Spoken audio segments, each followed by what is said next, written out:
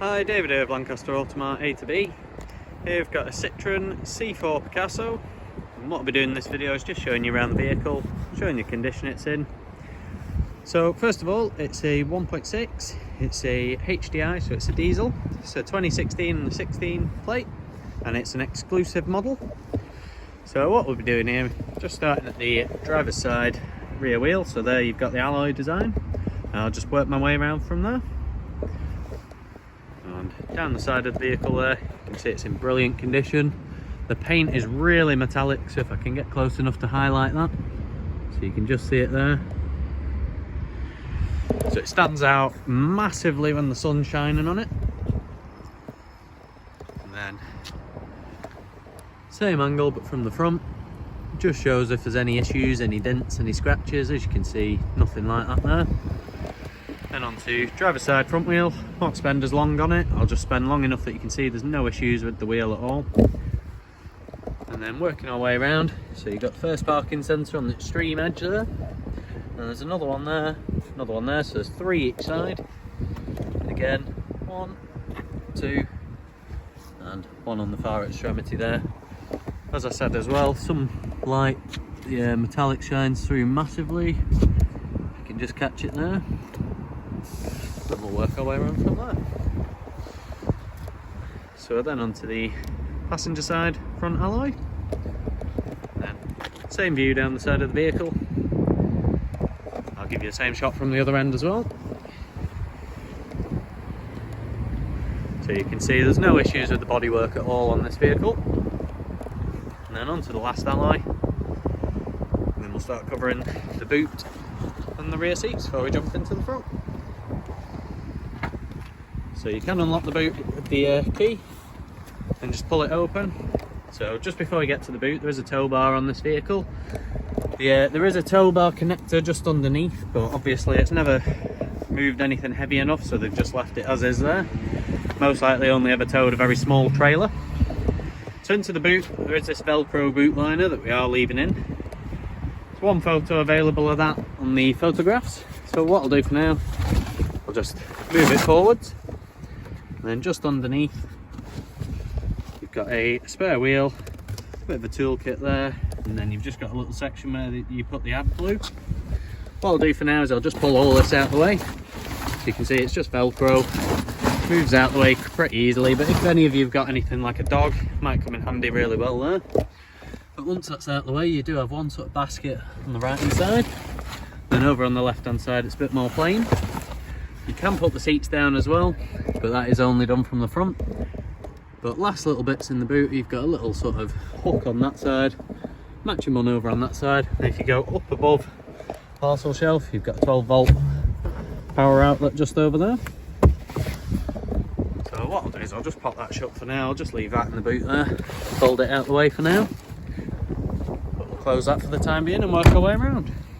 So into the rear. So as I said, the seats can fold flat. So you've got a little pulley there. You don't pull it forwards, you pull it up. And when you pull it up, if you've moved the seat out the way in front, I'll just use the ratchet just to move it upwards a bit. There we go. And then it moves in and goes completely flat. So all the seats are adjustable as well, independently. So you can do that with all three seats. So again, you can pull it forward. And if you want to reverse that, you just lift them straight up. But you can adjust them independently like that, so all three can be done independently. So I'll show you the first two. There you go, there's second, and it leaves you plenty of room there. And then you've also got a nice little storage area just above, almost like a sort of tray table, and a little elastic section if you want to pin anything in behind. So the other seat has that as well. And then you've got electric windows for both the rear seats as well. So it's really versatile. You can have all the seats moved independently, you can fold them all independently, so if you only need the middle down, you can do that. And if you need the sort of 60-40 split different, you can have both of these down, you can have both of those down. So it's a nice practical vehicle. And then moving into the front, so you do have folding wing mirrors there, electric windows all around.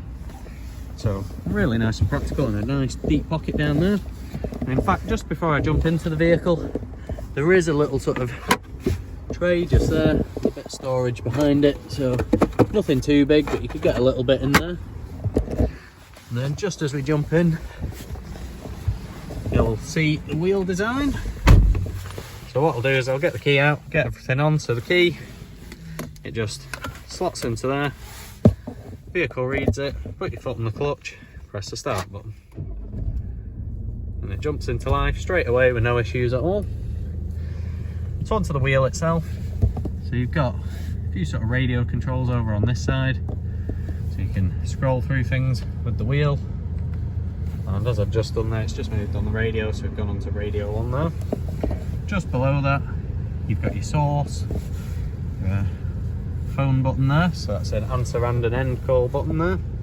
Over on this side, we've got a few sort of hotkey sort of buttons. How do I explain that? So top one just turns everything blank, and then the bottom one, trying to work that one out. However, you've also got a mode, so you can flick through, you can see photos, navigation, media, dials. So we'll just flick onto media for now. So you go onto that and then you press the wheel sort of inwards, so it gives you a bit of a highlight there. So if we want to flip onto navigation, you do the same with that one. What we'll do for now is just pop it onto, so it's dials. It shows you a few little bits and bobs. So this one gives you your instant information, you get a bit of everything. That's the one I suspect most people will leave it on, which is what I'll do there. So with it on that screen, you've got vehicle's mileage, so 40,749. Over on this side, you've got your dual zone climate settings, so it shows you what temperature's on what. And then you've got a few other bits of information, so when you've been moving around enough, it will show you your miles per gallon. It's currently showing our range until empty, which is about 90 miles, so that's really good mileage if you look up there at the fuel. So you've got another 90 miles with next to nothing in there, so I'd have thought it'll do over 500 miles if the tank is full. So moving on from there anyway, and just before I forget as well, you do also get your radio station up at the top, and you can tell who's not got a seatbelt on, so that would be me. I'm the guilty party in this current situation. However, not going anywhere, so wouldn't worry too much about that. So down here, everything is touch sensitive. So you can go on to settings. There we go. And you've got sort of more web-based settings with that one, and then you've also got another little button over there which allows you to go through different things. And then that one there's, I believe, your phone. And again, you've got another little arrow there that allows you to connect via Bluetooth, go through options and search for devices. Over on this side, the little fan button there brings you onto all your climate settings, so that allows you to flick through everything. And again, you've got another little setting there for your air conditioning, exclusively sort of your speeds. Then we've got our vehicle settings, so you've got parking sensors currently set to off. And then over on here you can see your tyre inflation settings, you can turn stop start on and off. You've got your speed settings, so that's your sort of speed limiter. And then, also your cruise control. And over on this one we've just got vehicle settings. So if you go into that one, there's all sorts you can go into. So you've got adaptive lighting, mood lighting, guide me home lighting. You can go absolutely wild with the lighting in this one. You've also got your driver assistance, so that's pretty similar to the last one. And then you've got vehicle access, so that changes the lighting for when you access the vehicle. And then last little bit I'll go to on here, so just before I get there, so you do have your sort of settings for your audio here. You can flip back and go into different settings and devices, so media list will pop up when you connect different devices. Then you've got your nav settings, so that's all fairly self-explanatory. You can zoom in, you can sort of move it around and point it to different points, like such as north, south. And then over on here you can enter destination if you pick that there, so that allows you to select where you want to go. So just below there as well, you've got your handbrake, vehicle stability assist, and then your lock and unlock button. And then you've got this huge compartment, which, if you can tell, is where you connect everything up. If I can get the right angle, you might just about be able to make it out there. There's a few sort of different little areas. So in here we've got a 12-volt power outlet. There's a auxiliary input, and then you've also got a USB just at the far end. So you've got 3 different inputs there. And just below, you've got 2 cup holders, nice 6-speed manual gearbox, and then I quite like this sort of slider here. So it slides out the way, and then you've got a huge storage unit right in the middle at the front. And just behind there, you've got plenty of leg room for your rear seat passengers, 12 volt power outlet, and then nice little storage area at the back as well. And then you've got 2 armrests. Got my camera just out of shot just a little bit there. And then last little bit I'll finish with before we go on to the very special bit is just the glove box. So you can see in there you've got locking wheel nuts, and then you've also got book pack with service history available. So if you want to look into that, it's usually the last photo I'll put up. And then the last little bit to finish with, so I might even get out the vehicle to show you this one. So we don't need the engine started either, so you stop it just with the same button there. Oh, and just before, we've also got automatic lights on one side and automatic wipers on the other. But as I said, there's one weird little feature in this vehicle before.